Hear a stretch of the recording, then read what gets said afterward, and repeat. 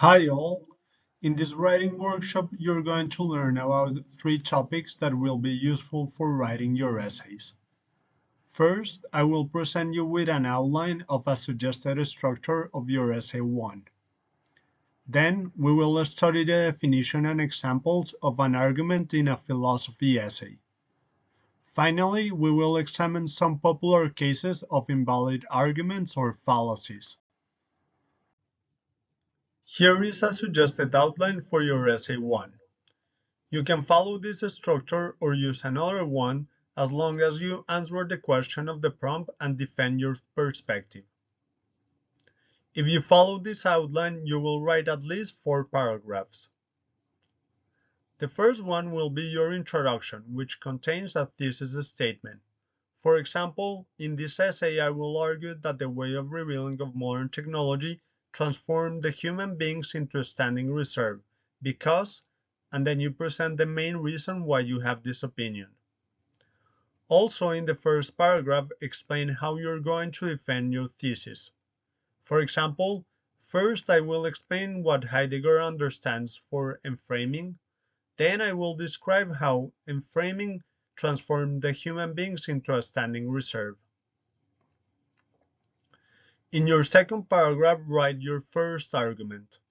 This depends on whether you're answering the first or the second prompt. If you chose the first prompt, remember that you should present a comprehensive interpretation of Heidegger's essay entitled The Question Concerning Technology. If you chose the second prompt, you must explain the critique of technology that the author you chose develops.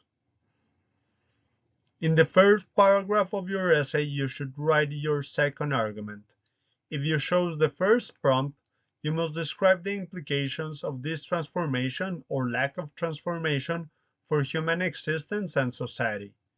If you are answering the second prompt, you should explain the reasons why you agree or disagree with the author you chose. In the last paragraph, you can conclude reaffirming your thesis.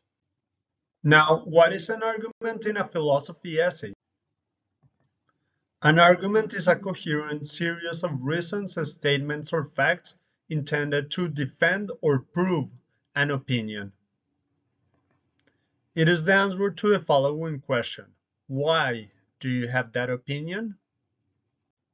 Let's go over McLuhan's main ideas that we studied this week. He is of the opinion that the medium is the message. Some of the reasons that he gives in favor of this opinion is that media and technologies shape our relation to ourselves and to others. They change our consciousness and our forms of association and action. He also defends this opinion with examples, such as the railway, that created new kinds of cities and new kinds of work and leisure.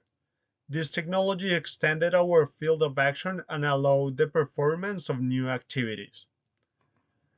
Another example that he uses to prove this point is that electricity led to a transformation of what we do, how we do it, and the scale of our actions. Some connectors to introduce or close an argument. Because. You state the opinion, you write because, and then you write the reason why you have this opinion.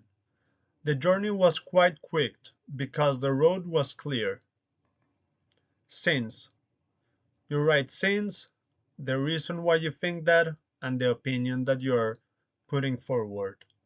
Since we have got a few minutes to wait for the train, let's have a cup of coffee.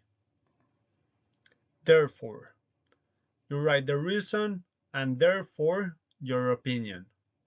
We are ethical people, and therefore we do not approve of their activities. You have here a long list of connectors. You can go back to this slide when you're writing your essay, or send me an email and I will send you this list. Specifically, a philosophical argument involves an explanation of obscure or technical terms. For example, for Heidegger, enframing consists in. McLuhan says that we live in a global village, which means that. We are now involved with everyone and everything. In this essay, I understand Heidegger's concept of a way of revealing as a way of thinking, perceiving, and interacting with the world. Now let's study 5 types of fallacies or invalid arguments. First, we will study hasty generalization. Second, begging the claim. Third, circular argument. Fourth, straw man. And finally, we will study appeal to false authority. Hasty generalization is a conclusion based on insufficient or biased evidence. In other words, you're rushing to a conclusion before you have all the relevant facts. Let's see an example that I didn't write. Even though it is only the first day, I can tell this is going to be a boring course. In this example, the author is basing his evaluation of the entire course on only the first day, which is notoriously boring and full of housekeeping tasks for most courses. To make a fair and reasonable evaluation, the author must attend not one but several classes and possibly even examine the textbook, talk to a professor or talk to others who have previously finished the course in order to have sufficient evidence to base a conclusion on.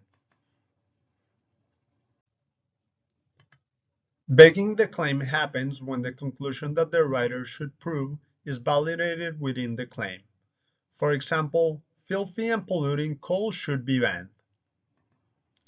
Arguing that coal pollutes the earth and thus should be banned will be logical. But the very conclusion that should be proved, that coal causes enough pollution to warrant banning its use, is already assumed in the claim by referring to it as filthy and polluting. A circular argument restates the argument rather than actually proving it. For example, Barack Obama is a good communicator because he speaks effectively. In this example, the conclusion that Obama is a good communicator and the evidence used to prove it, he speaks effectively, are basically the same idea. Specific evidence such as using everyday language, breaking down complex problems, or illustrating his points with humorous stories will be needed to prove either half of the sentence. The strawman happens when someone oversimplifies an opponent's viewpoint and then attacks that hollow argument. For example, people who don't support the proposed state minimum wage increase hate the poor. In this example, the author attributes the worst possible motive to an opponent's position. In reality, however, the opposition probably has more complex and sympathetic arguments to support their point. By not addressing those arguments, the author is not treating the opposition with respect or refuting their position. Appeal to false authority. This fallacy happens when using an alleged authority as evidence in your argument when the authority is not really an expert on the facts relevant to the argument, or as the audience allowing an irrelevant authority to add credibility to the claim being made.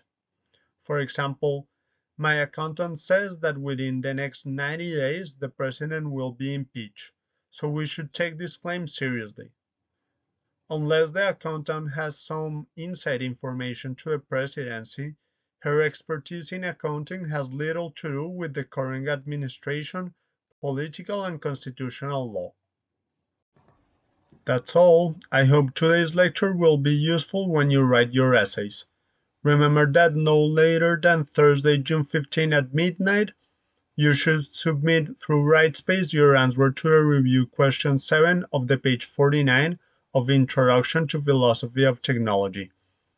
Based on your reading of the pages 46 to 49 of Introduction to Philosophy of Technology and my lecture about Dreyfus and artificial intelligence. See you soon. Bye.